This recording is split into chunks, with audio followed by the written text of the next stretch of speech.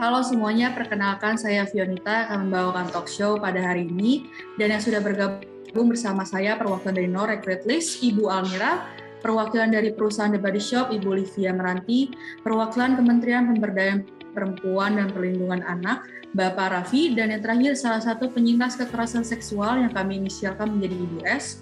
Hari ini kita akan membahas tentang kekerasan seksual, dan di mana kita ketahui bahwa semakin banyaknya tindakan kekerasan seksual, banyak pelaku yang tidak ditindak secara hukum. Dengan demikian, hal tersebut menimbulkan kecemasan terhadap korban dan juga masyarakat. Jika kita lihat hukum Indonesia yang ada di dalam RUU PKS ini belum juga ada tindak lanjutnya untuk segera disahkan. Kali ini kita akan bertanya kepada perwakilan dari No Regret List, Ibu Almira. Tolong bisa jelaskan tentang No Regret List serta apa yang perlu kami ketahui tentang program Workplace is a Safe Place ini, Bu. Baik, jadi No Regret List ini merupakan wadah pengaduan kekerasan seksual, terutama di tempat kerja. Pengaduan kemudian dapat diteruskan kepada pihak tempat kerja untuk ditindaklanjuti. Nah, berakar dari ide tersebut, program Workplace is a Safe Place ini hadir sebagai sebuah gagasan sistematika yang dapat diaplikasikan oleh perusahaan dalam melakukan cross-check calon rekrutannya. Cross-check ini dilakukan dengan list pelaku kekerasan seksual yang dimiliki oleh No Regret List sendiri dan dijadikan penilaian penerimaan calon rekrutan tersebut. Program ini juga diinisiasi dan dapat direalisasikan dengan dukungan dari Kementerian Pemberdayaan Perempuan dan Perlindungan Anak serta The Body Shop Indonesia yang telah turut mengaplikasikan sistematika ini.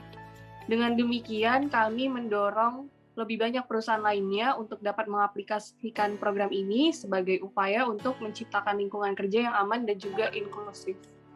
Ya, terima kasih Bu Almira atas penjelasannya.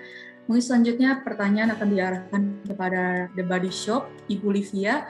Bagaimana pendapat The Body Shop terhadap tingkat kekerasan seksual di Indonesia dan serta bagaimana upaya dan harapan ke depannya, Bu? Setelah melakukan riset tentang tingkat kekerasan seksual di Indonesia, kami mendapati bahwa tingkat kekerasan seksual di Indonesia masih sangat tinggi dan patut untuk diperhatikan kembali hukum-hukum yang berlaku mengenai penerapannya.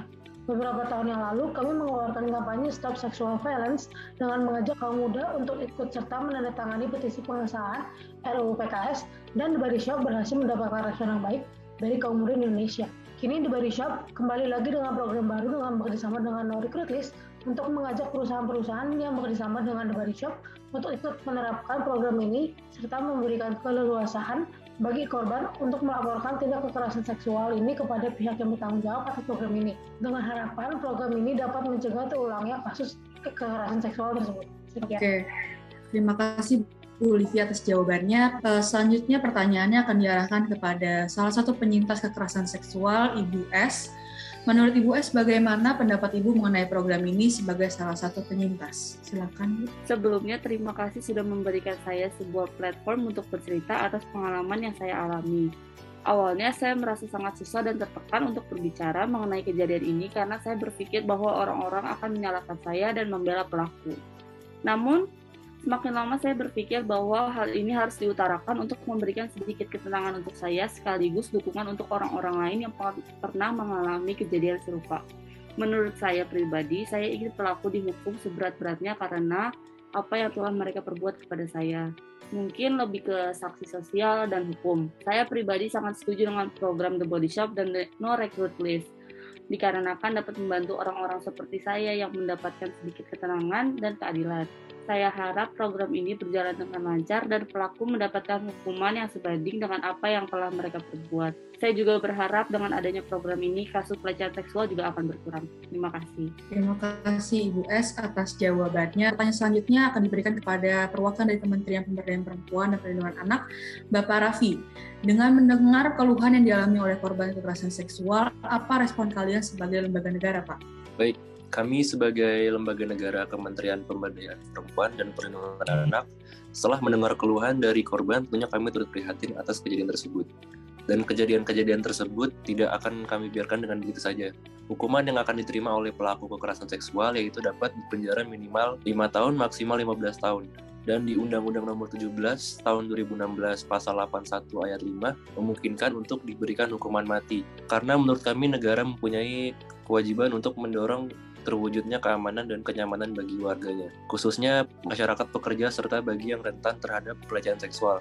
Seperti yang kita ketahui, kasus tindakan pelecehan seksual di tempat kerja seringkali menjadi hal yang tidak ditindaklanjuti karena korban merasa takut akan kehilangan pekerjaan atau takut dengan rekan kerja. Dan saya sangat setuju dengan program yang dirancang oleh Workshop dan No Recruit List mengenai workplace is a safe place, karena memang tempat kerja itu seharusnya menjadi tempat yang nyaman dan bebas dari tindakan pelecehan seksual. Dan salah satu upaya yang bisa berikan adalah dapat melakukan dengan membentukkan pengaduan. Di ruang pengaduan tersebut, para pekerja perempuan dapat melaporkan kejadian yang menimpa dirinya dan mendapatkan penyelesaian kasus tersebut. Oke, terima kasih Bapak Raffi atas penjelasannya, dan terima kasih juga untuk semua yang telah hadir. Semoga sistematika ini berjalan dengan lancar, dan juga terima kasih kepada para penonton yang setia menonton acara talk show ini. Sampai jumpa di acara selanjutnya.